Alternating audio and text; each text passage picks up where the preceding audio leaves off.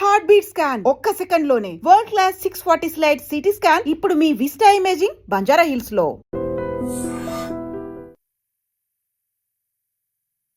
నమస్తే, welcome to I dream social spotlight with కవిత.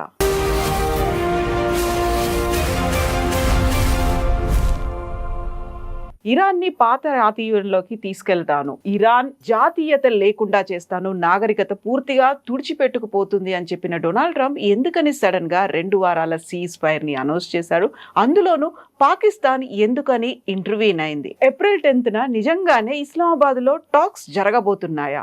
ఇందులో ఎవరు ఇంటర్వ్యూన్ అయ్యారు, ఎవరు బెండ్ అయ్యారు?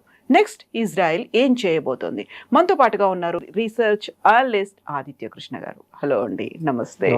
సో మనం గతంలో ఇజ్రాయెల్, అమెరికా, ఇరాన్ గురించి మాట్లాడుకున్నానికి ఈ రోజుకి ఎంటైర్లీ డిఫరెంట్ సిచ్యువేషన్ సినారియోస్ కనిపిస్తున్నాయి. ఈ పీస్ టాక్స్ కావచ్చు, లేకపోతే 2 వీక్స్ సీజ్ ఫైర్ వెనకాల ఏం జరిగి ఉంటుందని మీరు అనుకుంటున్నారు? అంటే యాక్చువల్గా ఇది ఒక పాజ్ రావాలని చెప్పి దాదాపుగా అందరూ కూడా దేవర్ హోపింగ్, అన్ని దేశాలు ప్రతిదీ ఎక్సెప్ట్ అల్సే ఇజ్రాయెల్ ఒక్కటి పక్కన పెడితే మిగతా వాళ్ళందరూ కూడా ఏదో ఒకటి ఇది ఆగాలి అనే ఉద్దేశంలోనే ఉన్నారు. సో మనం ట్రంప్ కూడా ఇంతకు ముందు మాట్లాడుకున్నాం. ఆయన ఏ స్టేట్మెంట్ ఇచ్చినా, ఏ థ్రెట్ ఇచ్చినా మళ్ళీ ఒక ఆఫ్ ర్యాంప్ అంటే అది తగ్గించే ఆ గొడవని ఎట్లా కంక్లూడ్ చేసే అవకాశం కూడా ఆయన పెట్టి ఈ సోషల్ అనే దాంట్లో పోస్ట్లో పెడుతున్నారు.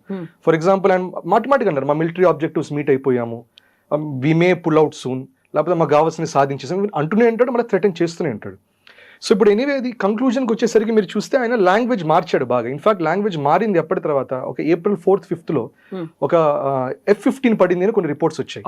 పడి అతను దొరకట్లేదు, అని కనబడట్లేదు, అది సర్చ్ అండ్ రెస్క్యూ ఆపరేషన్ చేస్తున్నాం అన్నారు. సో ఇరాన్ చెప్పింది అంటే వాళ్ళు ఇంకా సర్చ్ అండ్ రెస్క్యూ చేయలేదు, అని జరిగేది ఇక్కడ ఇది కాదు ఇంకేదో జరుగుతుంది అన్నారు. యూఎస్ అది కాదు ఇదే జరుగుతుంది అన్నారు. తర్వాత ఇరాన్ చిన్నగా ఫోటోలు రిలీజ్ చేసింది. అక్కడ పెద్ద పెద్ద C-130 ప్లేన్స్ అవన్నీ కూడా యూఎస్వి ఇస్ఫహాన్ వాళ్ళ న్యూక్లియర్ బేస్ కింద అవన్నీ మొత్తం బాంబ్ అయిపోయి మొత్తం బ్లాస్ట్ అయిపోయి అమెరికన్ ప్లేన్స్ ఉన్నాయి. ఓన్లీ డెబ్రీస్ గా మిగిలిపోయాయి, డెబ్రీ లాగా మిగిలింది అది. తర్వాత అది యూఎస్ అదంతా కాదు, అది టేక్ ఆఫ్ అవ్వలేక అక్కడే ఉండిపోయాయి అన్నారు. అప్పుడు ఇరాన్ ఇంకా స్టేట్మెంట్ ఇచ్చింది, 12 ఎయిర్క్రాఫ్ట్స్ పడగొట్టేసాము, 2 బ్లాక్ హాక్స్ కొట్టాము, 2 లిటిల్ బర్డ్స్ కొట్టాము, ఒక A-10 కొట్టాము, 2 C-130s కొట్టాము.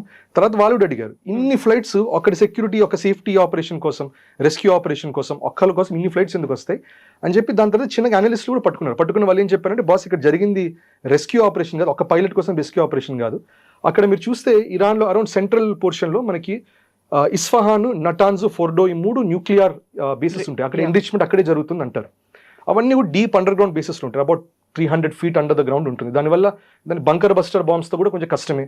సో ఇంతకు ముందు కూడా ట్రంప్ అన్నాడు, దట్ డిప్లొమాటిక్ గా మీరు యురేనియం సరెండర్ చేస్తే ఓకే, లేకపోతే మేము బలవంతంగా తీసుకుంటాం మాట అన్నాడు. సో ఇరాన్ ఏమందంటే ఇది బలవంతంగా తీసుకునే ప్రయత్నం జరిగింది.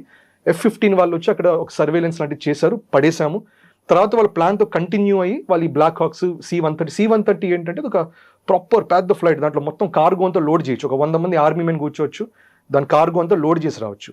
సో ఇప్పుడు అందరూ అగ్రీ అయ్యేది, ఇన్ఫాక్ట్ ఇప్పుడు ఓపెన్ గా చెప్తున్నది ఏంటంటే అదొక ఫెయిల్డ్ యుఎస్ మిషన్ ఒకటి జరిగింది. సో వాళ్ళు సైలెంట్ గా వెళ్ళి అండర్ నైట్ కవర్ వాళ్ళు ఎక్కువ ఫ్లైట్స్ తీసుకొని ఇస్ఫహాన్ దగ్గర ల్యాండ్ అయ్యి ఈ బేసెస్ లోపలికి వెళ్ళి, న్యూక్లియర్ బేసెస్ లోపలికి వెళ్ళి యురేనియం మొత్తం పట్టుకొని ఎక్కిచేసి ఎగ్జిట్ అవుదాం అనుకుని అది ఫెయిల్ అయింది. బికాస్ ఇరాన్కి ఇంటెల్ ఉంది, వెయిట్ చేసింది, కొట్టింది.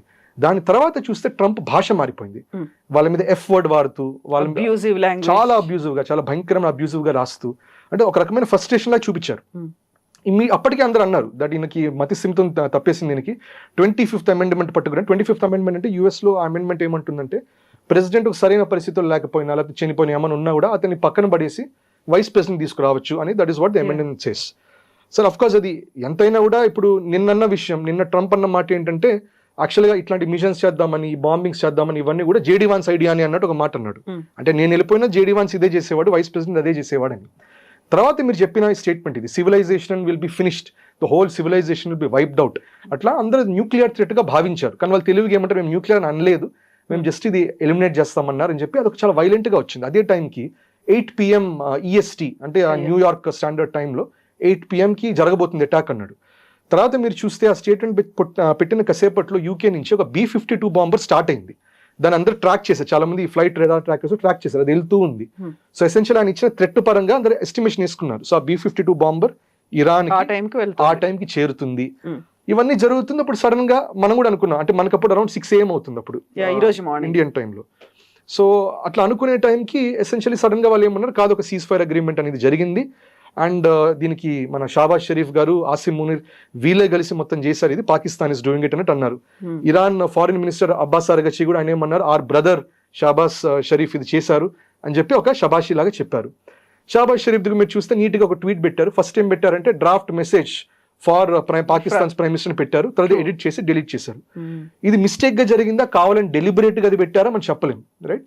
బట్ ఎసెన్షియలీ మనకేం తెలుసు అంటే ఇక్కడ పాకిస్తాన్ ఒక్కటే కాదు, ఇప్పుడు మనం పాకిస్తాన్ సీజ్ ఫైర్ చేసింది అంటున్నాం కానీ దాని ముందు టర్కీ చేయడానికి ట్రై చేస్తుంది అన్నారు, ఖతార్ చేయడానికి ట్రై చేస్తుంది అన్నారు, ఈజిప్ట్ అన్నారు, తర్వాత యూరోపియన్ నేషన్స్ ట్రై చేస్తుంది అన్నారు. దీంట్లో end of the day Pakistan got the సే.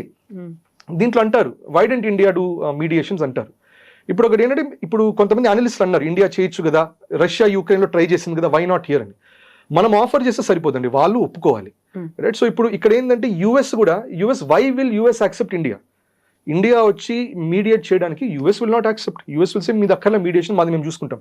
ఎందుకంటుంది ఇది? ఎందుకంటే ఆపరేషన్ సింధూర్ అప్పుడు యుఎస్ చెప్పింది మేము మీడియేట్ చేస్తామంటే ఇట్స్ బైలేటరల్, మీరు ఇన్వాల్వ్ అవ్వకండి అని చెప్పాం. సో మన మాట మీద మనం నిలబడాలి. So when we're saying Kashmir విషయంలోను, రెస్ట్ ఆఫ్ ఇండియన్ వార్స్లోను బయట వాళ్ళు ఇన్వాల్వ్ అవ్వకండి, మేము ఇంటర్నల్ గా చేసుకుంటాం అన్నప్పుడు మరి we can't go out side and say మేము మీడియేట్ చేస్తాం, ఎట్లా చెప్తారు మీరు? పాకిస్తాన్ అప్పుడు మీరు గుర్తుంటే ఆపరేషన్ సింధూర్ అప్పుడు అంది we request others to come and help us out, mediate చేయండి ఆపండి అని. అట్లా అన్నప్పుడు వాళ్ళు చెప్తే తప్పులేదు, వాళ్ళు they are going and saying will mediate, it's okay. ఇంకోటి ఇంపార్టెంట్ ఆస్పెక్ట్ గుర్తుపెట్టుకోవాల్సింది ఏంటంటే పాకిస్తాన్ ఏది యూనిలేటరల్ గా చేయదు, అమెరికా పాకిస్తాన్కి చెప్పి చేయిస్తుంది ఏదున్నా కూడా. ఇంతకు ముందర బ్రిటన్ వాళ్ళు కూడా పాకిస్తాన్ చెప్పే చేయించారు. గిల్గిట్ బాల్టిస్తాన్ రేంజ్ తీసుకున్నప్పుడు కూడా అది పాకిస్తాన్ సొంత తెలివితేటలు కాదు. జనరల్ బ్రౌన్ వచ్చి అక్కడ ఏదో ఎక్సెషన్ ఏదో జరుగుతుంది, రాజా హరిసింగ్ జరుగుతుంది, మీరు ఇమ్మీడియట్ గా వెళ్ళి ఇది కబ్జా చేయండి అని చెప్పి గిల్గిట్ బాల్టిస్తాన్ బలవంతంగా బ్రిటిష్ జనరల్ చెప్పడం వల్ల తీసుకున్నారు ఇది. సో దాని తర్వాత కూడా మీరు చూస్తే ఎవ్రీ స్టెప్ ఆఫ్ పాకిస్తాన్, వాళ్ళకి లోన్స్ రావాలన్నా, IMF లోన్ రావాలన్నా, వరల్డ్ బ్యాంక్ లోన్ రావాలన్నా, మొన్న 1996లో యుఏఈ ఇచ్చిన $3.5 బిలియన్ లోన్ అయినా, ఇవన్నీ ఒక విధంగా యుఎస్కి వాళ్ళు క్యాటర్ చేయడం వల్ల యుఎస్ వాళ్ళకి పర్మిషన్ లాగా ఇస్తూ ఉంటుంది. So Pakistan has no choice, US చెప్పింది మీరు చేయాలి. సో ఇప్పుడు మీడియేషన్ జరిగేటప్పుడు ఉన్న దేశాలన్నింటిలో ఎవరు who can mediate? Russia mediate చేయగలదా? నో, ఎందుకంటే రష్యా ఇస్ ఉంది, అదర్ సైడ్ ఇరాన్ సైడ్ ఉంది. చైనా మీడియేట్ చేయగలదా? నో. సో అట్లా ఇప్పుడు మనకి ఇరాన్ పైన ఇవి కూడా ఉన్నాయి, అజర్బైజాన్ కూడా ఉంది, మీకు అర్మేనియా కూడా ఉంది, ఆఫ్ఘనిస్తాన్ కూడా ఉంది, ఇవన్నీ ఉన్నాయి.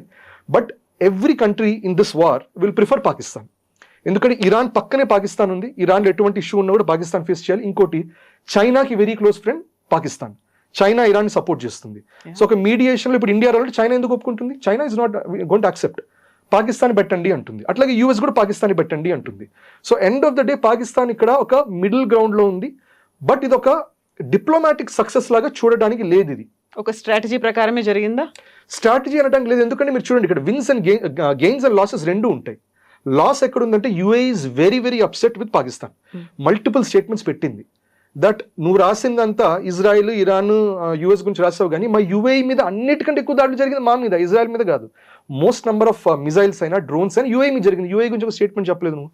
సౌదీ అరేబియా అడుగుతుంది, మన ఇద్దరి మధ్య డిఫెన్స్ ప్యాక్ట్ ఉంది, నువ్వు ఇన్వాల్వ్ అవ్వాలంటే వాళ్ళు ఇన్వాల్వ్ అవ్వకుండా వాళ్ళు ఇక్కడ మీడియేషన్లోకి వెళ్ళారు. కానీ సౌదీతో ప్యాక్ట్ ఏంటి? మీ మీద యుద్ధం జరిగితే మేము రావాలి, మా మీద యుద్ధం జరిగితే మీరు రావాలి. మరి అది వైలేట్ చేసింది. So Saudi Arabia is also upset. So essentially west ఏషియాలో కొద్దో గొప్ప పాకిస్తాన్ కొంచెం స్టాండింగ్ ఉండేది, ఆ స్టాండింగ్ అనేది చాలా మటుకు బ్రేక్ అయింది. బట్ యాజ్ యూజువల్ ఇప్పుడు మనం అనుకుంటాం Pakistan how did it beat India and mediation అని ఇన్ టర్మ్స్ ఆఫ్ యుఎస్, కానీ హిస్టారికల్ గా ఎప్పుడు చూసినా కూడా US is always on Pakistan side, US was never on India side. Doesn't matter, NDA UPA does not matter. Indira Gandhi టైంలో కూడా యుఎస్ మనకు హాని కలిగించే ప్రయత్నం చేసింది. ఇప్పుడు ఎన్డీఏ టైంలో కూడా ఒకవైపు సరే వాళ్ళు కొంచెం ఎకానమికల్ గా హెల్ప్ చేసినా కూడా, ఇప్పుడు మాథ్యూ వాన్ డైక్ అని పట్టారు నార్త్ ఈస్ట్ ఇండియాలో. So he's coming to destabilise అక్కడ నార్త్ ఈస్ట్ ఇండియాని విడదీసే ప్రయత్నాలు జరుగుతున్నాయి. అమెరికన్ బాప్టిస్ట్ చర్చ్ చాలా evangelical movements for separatism push చేస్తున్నారు అక్కడ. సో అట్లాగే మీరు చూస్తే మనకి ఇక్కడ ఈ కుడన్కులం పవర్ ప్లాంట్ అవి చేసేటప్పుడు జరిగిన ప్రొటెస్ట్ చాలా ఫండింగ్, సిఐఏ ఫండింగ్ వచ్చిందని ప్రూవ్ అయింది అక్కడ. ఇక్కడ చైనా మనకి చేయలేదు ఇది బ్రేకింగ్, చైనా వేరే విధాలుగా చేస్తుంటుంది మావోయిస్ట్ మూవ్మెంట్స్ తో, కానీ భారత్ కుండే ఇంటెగ్రిటీని యుఎస్ చాలా బ్రేక్ చేసే ప్రయత్నాలు చేసింది. సో ఇవన్నీ దృష్టిలో పెట్టుకుంటే యుఎస్ అసెట్స్ లాగా వాడుకుంటుంది పాకిస్తాన్ అని ఇండియాని, India to balance China, Pakistan to balance India and Iran అట్లా వాడుకుంటుంది. సో ప్రస్తుతానికి పాకిస్తాన్ ఇస్ డెస్పరేట్, వాళ్ళకి ఆయిల్ లేదు, economically they are crippled. So US చెప్పినట్టు చేయాలి. It's a great opportunity to show that diplomatic it's a win అని. In a way US ensured that Pakistan wins. So Pakistan అంటే అక్కడ ఉన్నటువంటి రిసోర్సెస్ కావచ్చు, వీటన్నిటికీ ఎక్కువ ఫండింగ్ కావచ్చు, సపోర్ట్ ఫ్రమ్ యుఎస్ నుంచే వస్తుంది, అందులో డొనాల్డ్ ట్రంప్ కి సంబంధించినటువంటి ఎక్కువ పెట్టుబడులు అనేవి పాకిస్తాన్లోనే ఉన్నాయి కాబట్టి ఒక అనివార్యమైనటువంటి పరిస్థితి కూడా క్రియేట్ అయింది, అందుకని ఇంటర్వ్యూన్ అవ్వాల్సినటువంటి సిచ్యువేషన్ వచ్చింది అని. అంటే ట్రంప్ ఇన్వెస్ట్మెంట్ ఆయనకి అన్ని చోట్ల ఉన్నాయండి. ఆయనకి ఇండియాలో కూడా ఇన్వెస్ట్మెంట్ వైపు వెళ్తూనే ఉన్నాడు, ఆయన ప్రాక్సీస్ చేస్తున్నాయి, చైనాలోనే ఆయనకి ఇన్వెస్ట్మెంట్స్ ఉన్నాయి. సో అక్రాస్ ద వరల్డ్ ఆయనకి ఇన్వెస్ట్మెంట్స్ ఉంది. సో మోర్ దెన్ ఇన్వెస్ట్మెంట్ ఇక్కడ ఏమవుతుందంటే అనుకూలంగా ఉంది. ఎందుకంటే Iran war is actually US versus China war. అది యుఎస్ వర్సెస్ ఇరాన్ కాదు, అది Israel versus Iran, US versus China అది బ్యాటిల్. యుఎస్ కి చైనాకి ఇద్దరి మాట వినే దేశం ఏది? That is only Pakistan. India China మాట వినదు, యుఎస్ ది వింటున్నట్టు వింటుంది, కానీ అట్ ద సేమ్ టైం మీరు మా అఫేర్స్ ఇన్వాల్వ్ అవ్వకండి అంటుంది. సో ఇండియాది ఏంటి, మనకి మన ఎనర్జీ సెక్యూరిటీ చూసుకోవాలి.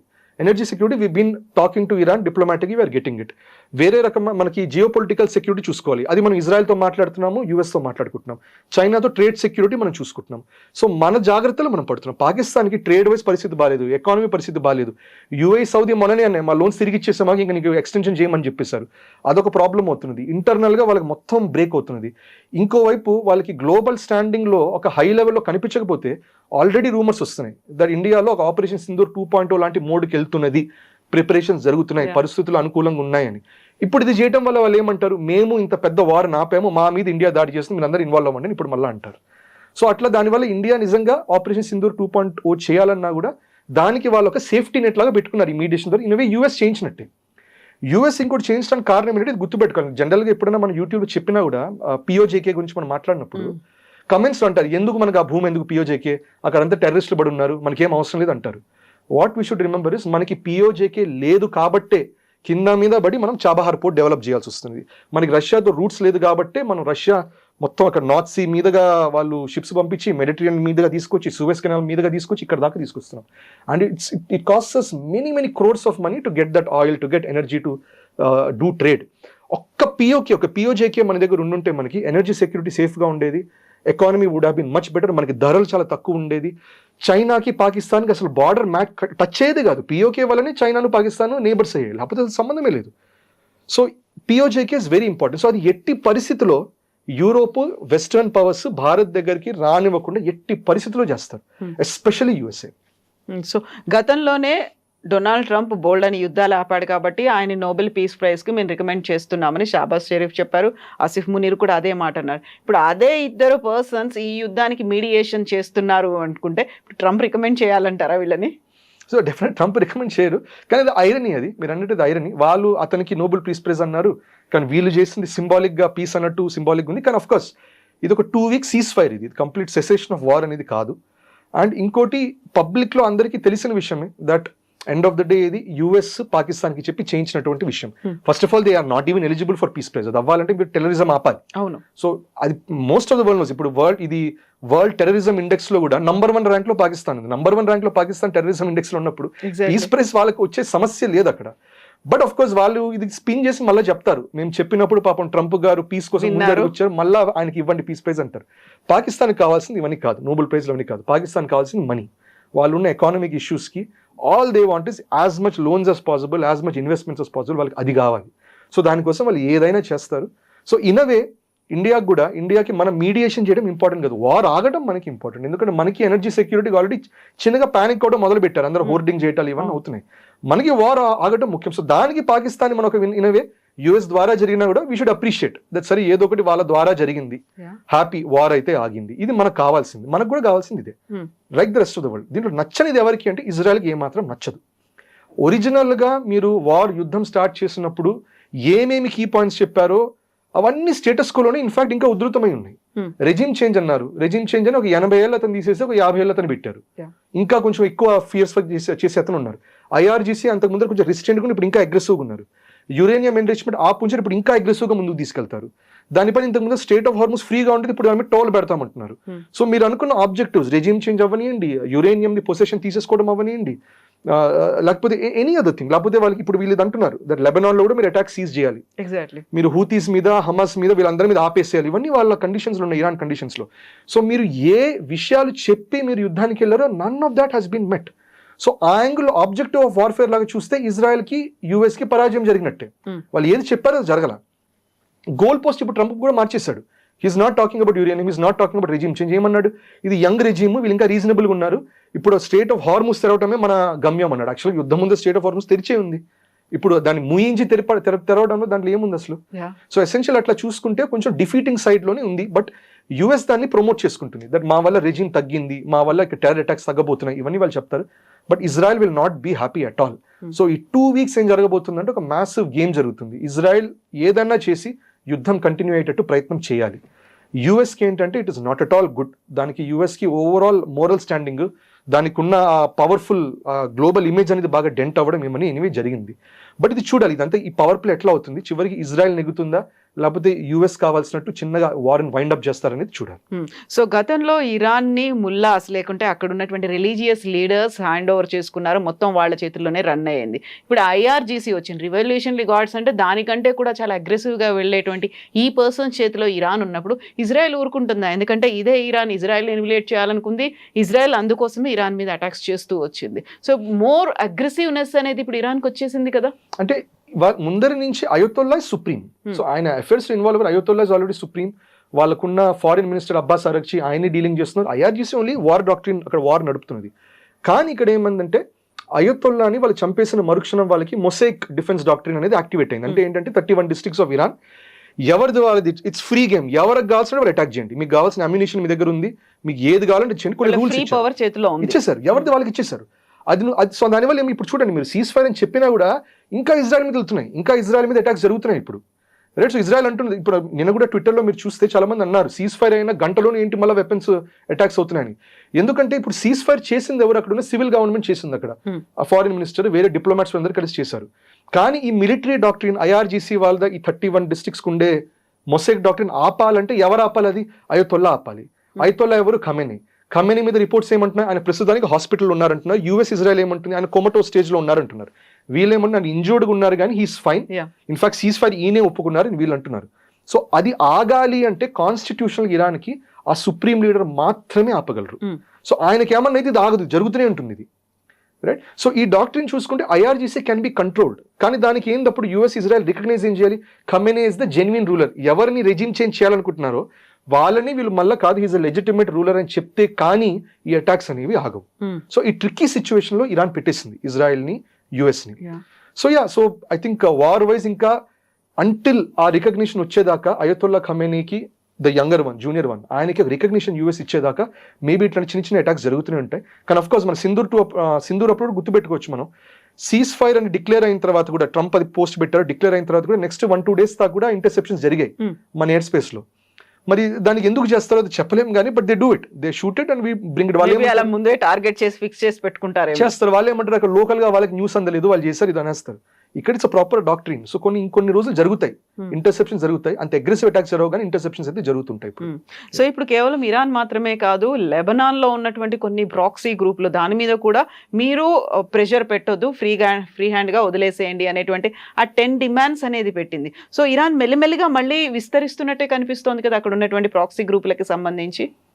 అంటే ఇక్కడ ఒక చిన్న డిఫరెన్స్ ఉంది. ఇక్కడ డిఫరెన్స్ ఏంటంటే విస్తరించడం అంటే అది ఏమంటుంది, ఇరాన్ మా మీద యుద్ధం చేయకపోతే మేము మీ మీద చేయము, మేము ఇజ్రాయెల్ అటాక్ చేసామంటే ఇది ఇరాన్ స్టాండ్ పాయింట్, అది కాదు. ఇరాన్ స్టాండ్ పాయింట్ ఏమంటుంది, ఇజ్రాయెల్ మీద అటాక్స్ హూతీస్ లేకపోతే హెజ్బొల్లా, హమాస్ ఎందుకు చేస్తున్నారు, వాళ్ళు వీళ్ళ మీద చేస్తున్నారు కాబట్టి చేస్తుంది.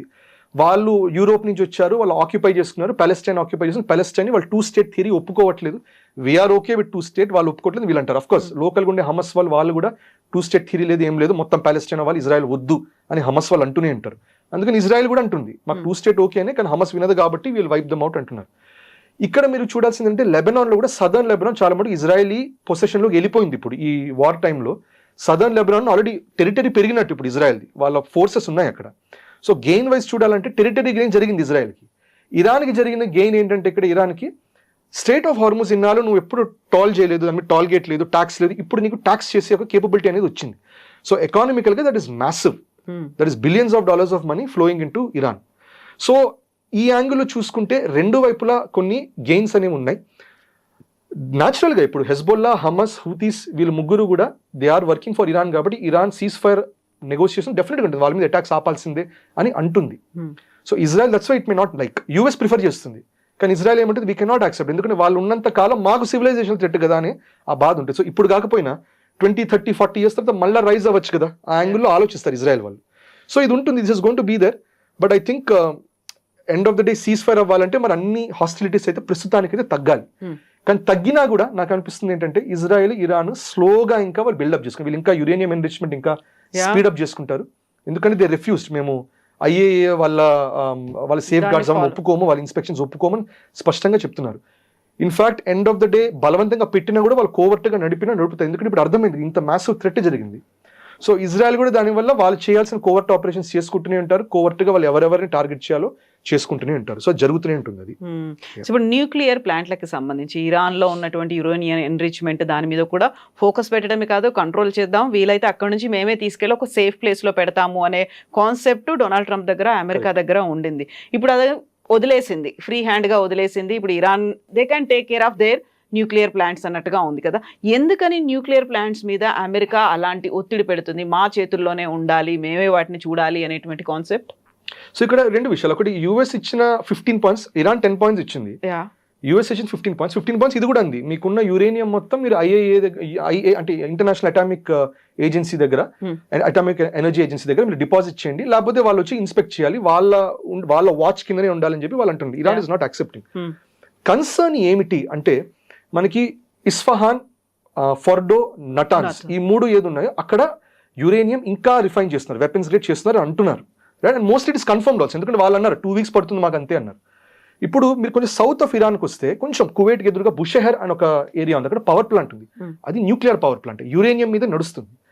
యురేనియం గురించి మనం ఏం అర్థం చేసుకోవాలంటే యురేనియం ఓర్ అది ఇరాన్ ఇప్పుడు భారత్ లాగా ఇప్పుడు మనం ఇండియా ఏం చేస్తున్నామంటే యురేనియం మన దగ్గర స్మాల్ డిపాజిట్స్ ఉన్న జార్ఖండ్లో ఉంది, కొంచెం ఆంధ్రాలో ఉంది. మనం ఎక్కువ శాతం కజాకిస్తాన్ నుంచి, కెనడా నుంచి, ఆస్ట్రేలియా నుంచి ఇంపోర్ట్ చేసుకుంటుంటాం. ఇరాన్కి సిగ్నిఫికెంట్ యురేనియం డిపాజిట్స్ దాని కొండల్లోనే ఉంది, ఈస్ట్ ఆఫ్ యురేనియంలో ఉంది, లోకల్గా పడుంది. అవన్నీ యురేనియం 238. సో వాళ్ళు బయట శాంక్షన్స్ పెట్టినా కూడా అక్కడికి వెళ్ళి మైనింగ్ చేసుకుని తెచ్చుకుంటారు. సో 238 యురేనియం ఉంది. 238 యురేనియంతో పవర్ జనరేషన్, వెపన్స్ జరగదు. అది ఏం చేయాలంటే ఎన్రిచ్మెంట్ అనేది చేయాలి, యురేనియం 235 చేయాలి. సో జనరల్గా ఏంటంటే ఒక 1-2 years ఒక సెంట్రిఫ్యూజ్లో పడేసి యురేనియం పెట్టి అది రొటేట్ చేసి దాంట్లో U235 ఎక్స్ట్రాక్ట్ చేస్తారు. 3% అంటే ప్రస్తుతానికి యురేనియం 238లో అంటే రాగా దొరికే యురేనియంలో ఎనర్జీ తయారు చేసే యురేనియం అది మనకి 0.7% ఉంటుంది. అది రిఫైన్ చేసి ఎన్రిచ్ చేసినప్పుడు చిన్నగా 0.7 పెరిగి ఆ రా మెటీరియల్లో 3% U235 అవుతుంది. అప్పుడు పవర్ అనేది పవర్ ప్లాంట్స్లోకి వెళ్తాయి. అది కొంతమంది 5% చేస్తారు, 10% చేస్తారు, అంటే ఎఫిషియన్సీ పెరుగుతుంది. ఇప్పుడు 0.7% నుంచి 3% ఎన్రిచ్మెంట్కి మీకు 2-3 years పడితే 3% నుంచి మీకు 90% ఎన్రిచ్మెంట్కి 2-3 నెలలు పడుతుంది అంతే.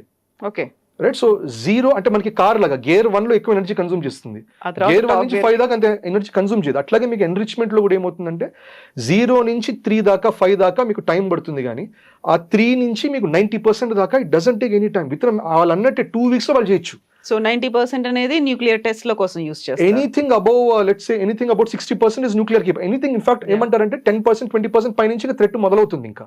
సో 30-60% తర్వాత కూడా ఆల్రెడీ సిగ్నిఫికెంట్. 90% పైన it's extremely potent, extremely fissile. అంటే U238 బదులు 90% దాంట్లో U235 ఉంటుంది. So that is weapons grade. So Iran దగ్గర న్యూస్ ఏమంటుందంటే ఆల్రెడీ యురేనియం 235 60% అయిపోయింది అది ఎన్రిచ్మెంట్ అని.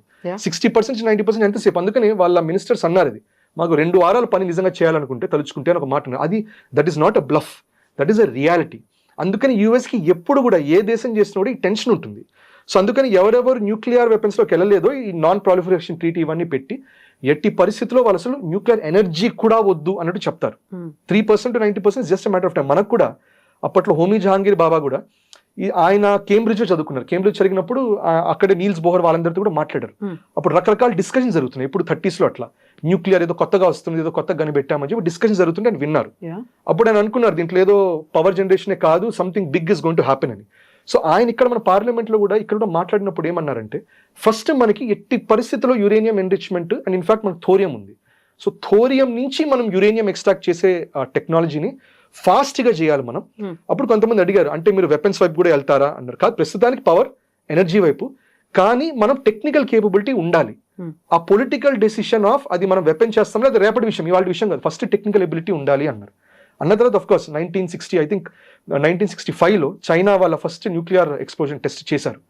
చేసిన తర్వాత హోమీ జహాంగీర్ బాబా ఏమన్నారంటే భారత్ తలుచుకుంటే మనం కూడా 18 months లోపల we can make a nuclear weapon అన్నారు.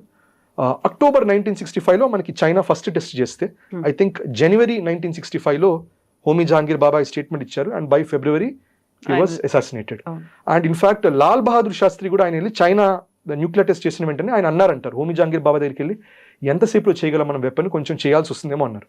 సో ఫస్ట్ లాల్ బహదూర్ శాస్త్రిని చంపేశారు ఆర్ వాట్ ఎవర్, ఆయన చనిపోయారు. Mysterious deaths in Tashkent.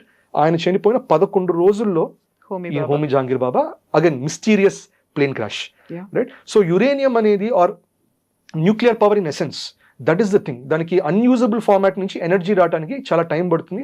అక్కడి నుంచి వెపన్ చేయడానికి it is only a matter of political will, it is not a technical issue. So దానివల్ల US is always scared. దానివల్ల అందుకని ఫర్ సమ్ రీజన్ మన దేశంలో కూడా చాలా మంది న్యూక్లియర్ సైంటిస్ట్ చాలా మంది ప్రాణాలు కోల్పోయారు, మిస్టీరియస్ డెత్స్ జరిగాయి ఇట్లా.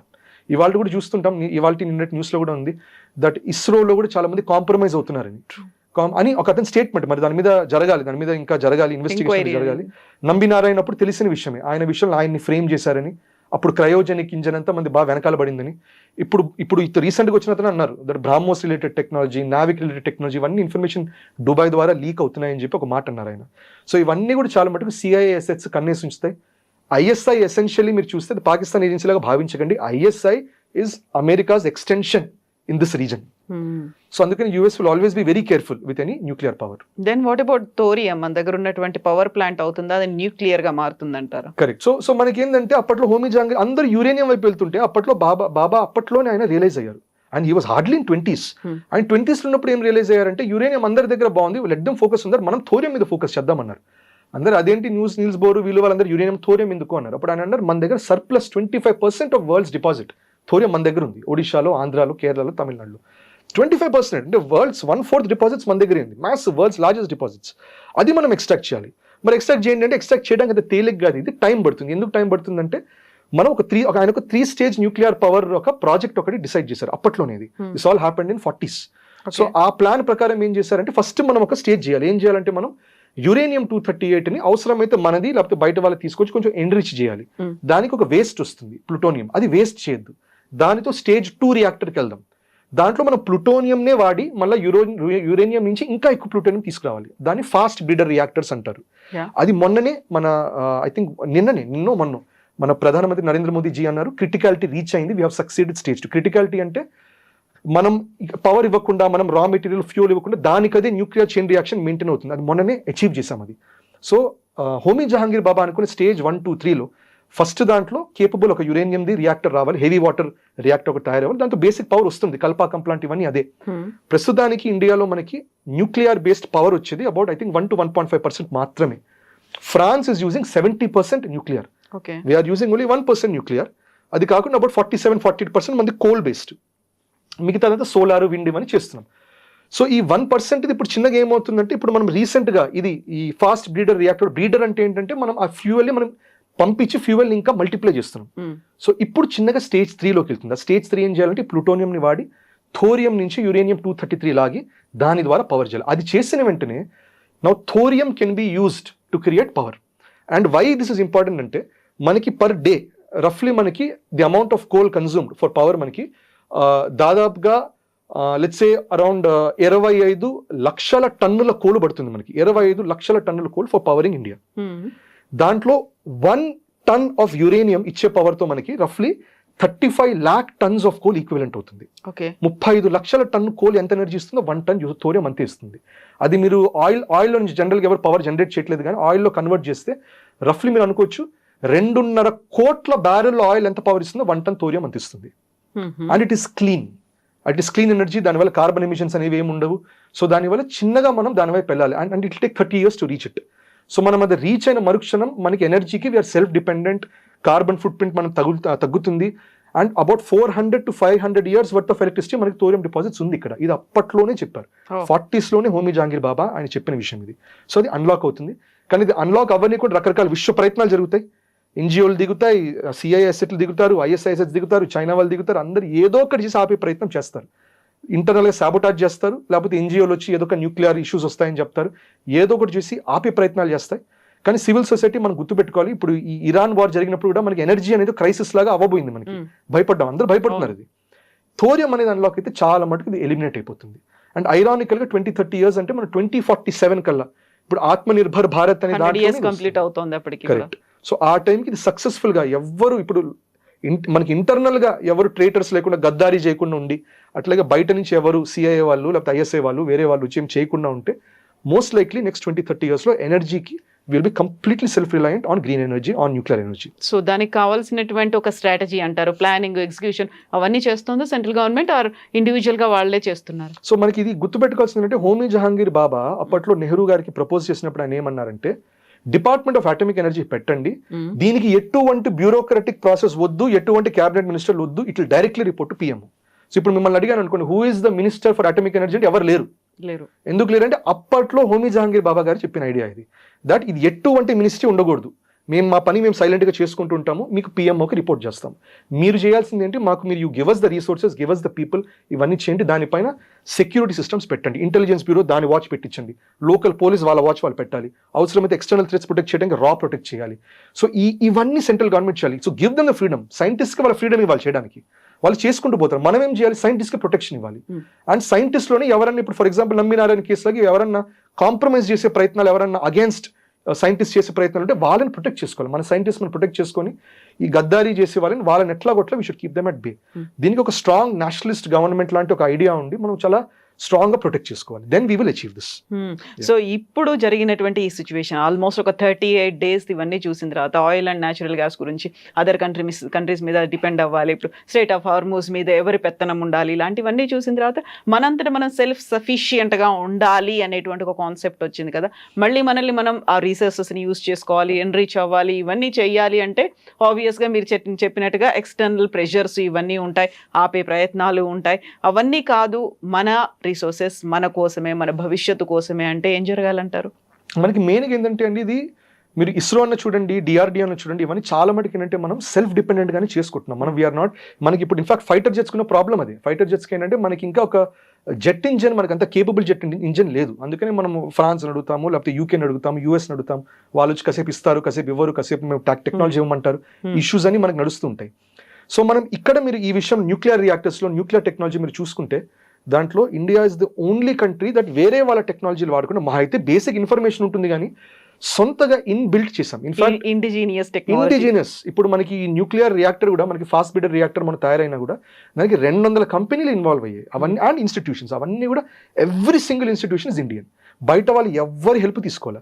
మన పోలార్ శాటిలైట్ లాంచ్ వెహికల్స్ ఇవన్నీ కూడా బయట దేశాలకి వెళ్ళి చదువుకొని వస్తారు కానీ మొత్తం indigenously develop. So indigenous development అనేది చాలా ఇంపార్టెంట్ అవుతుంది.